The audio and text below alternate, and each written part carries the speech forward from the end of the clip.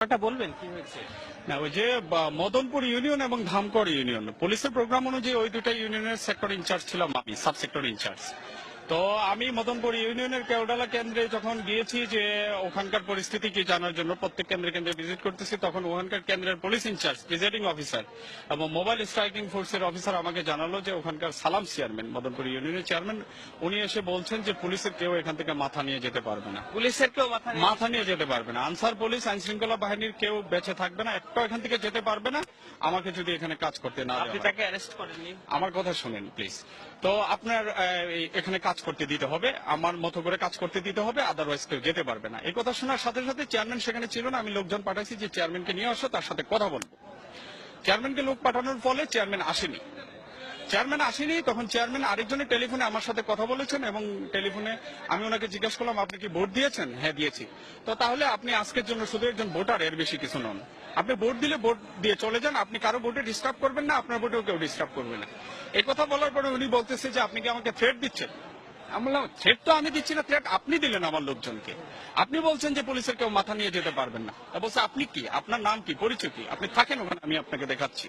এই কথা বলার সাথে সাথে আমি আমার পুলিশ সুপারকে জানাই। পুলিশ সুপার আমাকে বললো যে তাকে অ্যারেস্ট করো, আমি ফোর্স পাঠাচ্ছি, দ্রুত তাকে অ্যারেস্টের আওতায় নিয়ে আসো।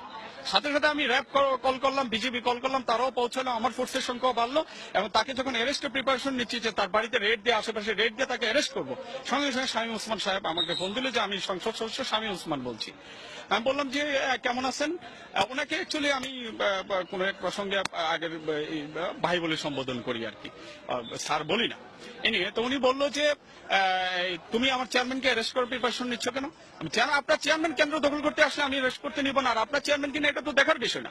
তো উনি আমাকে বলতেছে যে প্লিজ, আমি শামীম ওসমান বলছি, আমি কাউকে প্লিজ বলি না, আমি বলছি গিভ হিম দ্য ক্লিয়ারেন্স। তুমি কেন্দ্রটা ছেড়ে দাও, তুমি তোমার মতো করে চলে দাও, গিভ হিম দ্য ক্লিয়ারেন্স। সময় দ্রুত পড়ে যাচ্ছে, 4টার ভিতরে 70 থেকে 80% ভোট কাস্ট করতে হবে, তুমি কেন্দ্রটা ছেড়ে দাও এবং চলে যাও। আমি বলছি আমি পারবো না, আমি ইলেকশন কমিশনের আন্ডারে, এখন এটা আমি নৈতিকভাবে তো করতে পারি না, আর এখন আমার চাকরি ইলেকশন কমিশনের আন্ডারে, আমি এখানে নির্বাচনী দায়িত্ব পালন করতে আসছি, প্রজাতন্ত্রের চাকরি করতে আসছি। আমি আমার এরপরে উনি কি বললেন? আপনাকে সরি বলছেন? নো, সরি বলেননি, উনি সরি বলেননি।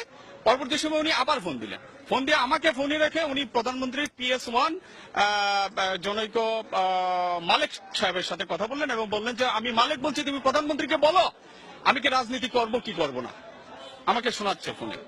আমি বলছি আপনি কার সাথে কথা বলেন দেখার বিষয় না, আমি খুব ছোট অফিসার, আমি এখানে দায়িত্ব পালন করতে আসছি, আমার দায়িত্বটা আমাকে পালন করতে দিন। বলছে কুত্তার বাচ্চা, শোরের বাচ্চা, বাস্টার্ড, তুই কি পারবি কর, তোরা আমি দেখে নিব। এটা আপনার ফোর্সকে, আপনার প্রধানকে জানিয়েছেন? হ্যাঁ আমি জানিয়েছি, আমি আমার ঊর্ধ্বতন অফিসারকে জানিয়েছি এবং মোবাইলে যখন উনি কথা বলছিল র্যাবের মেজর সোহেল সাহেব এটা শুনছে, আমি লাউড স্পিকারে ওনাকে শুনিয়েছি, আমার বডিগার্ড, আমার ড্রাইভার তারাও শুনেছে। এই ঘটনায় আপনি শঙ্কিত কিনা? অবশ্যই আমি শঙ্কিত, এই ঘটনায় আমি অত্যন্ত শঙ্কিত। উনি আমাকে সরাসরি থ্রেট করেছে, হুমকি করেছে এবং উনি কেন্দ্রের ক্লিয়ারেন্স চাচ্ছে যে তুমি অ্যাক্সেস দিয়ে দাও, ক্লিয়ার করে দাও। সেটা তো আপনার অনুমতি নাই। আমি এটা করতে পারি না, অনুমতি থাকুক বা না থাকুক, আমি পুলিশ অফিসার হয়ে কি কেন্দ্র আরেকজনকে ভোট ছাপানোর জন্য দিয়ে দিতে পারি নাকি? এটা নিয়ে আপনার যে ফোর্স, সেটা ব্যবস্থা নেওয়ার আপনাকে আমি কন্ট্রোলকে জানিয়েছি, কন্ট্রোলে আমি এটা নোট দিয়েছি। আপনি ঠিক আছে, আমরা শুনছিলাম শোভন, একজন পুলিশ কর্মকর্তা যিনি, যাদের কিনা আসলে সকাল থেকে সারাদিন এই দায়িত্ব গিয়েছে আইন শৃঙ্খলা রক্ষাকারী বাহিনীর ঠান্ডা রাখার জন্য, বড় অর্থে খুব বেশি গোলযোগের খবর আমরা পাইনি, কিন্তু এখন যে একজন সহকারী পুলিশ সুপার তিনি যে অভিযোগ করেছেন সেটি আসলে মারাত্মক এবং এই পুলিশ বাহিনীর প্রধানরা তার প্রেক্ষিতে কি ব্যবস্থা নেয় সেটা অবশ্য বিবেচ্য।